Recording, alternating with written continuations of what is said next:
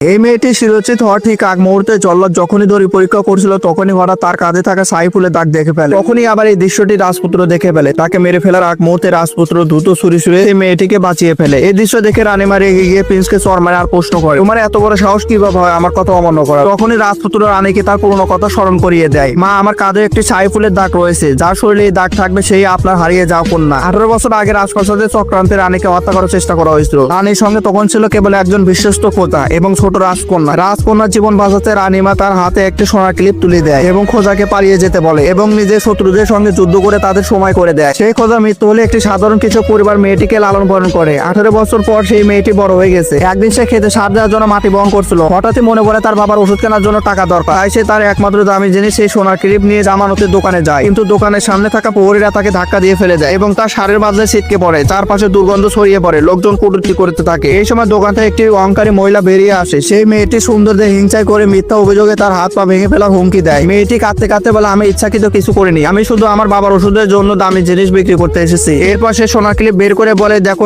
আমি আজ এটা বিক্রি করতে এসেছি, অনুগ্রহ করে আমাকে ভেতরে যেতে দে। ওই মহিলাটি তাকে তুচ্ছ করে বলে, তোমার মতো ঘৃণ্য মেয়ে আমার পোশাকে হাত দেবে না। কিন্তু পরে যখন সে দেখে ক্লিপটি খাঁটি সোনার তৈরি এবং এটি তার রাজ পরিবারের জিনিস বলে মনে হয়, তখনই সে চমকে ওঠে এবং মেয়েটিকে ঠকিয়ে সে নিজের করে নেয়। অথচ মেয়েটির একটাই চিন্তা ছিল এই জিনিস বিক্রি করে তার বাবার চিকিৎসা করানো। আপনি দেখতে অবশ্যই কমেন্ট আর সাবস্ক্রাইব করো।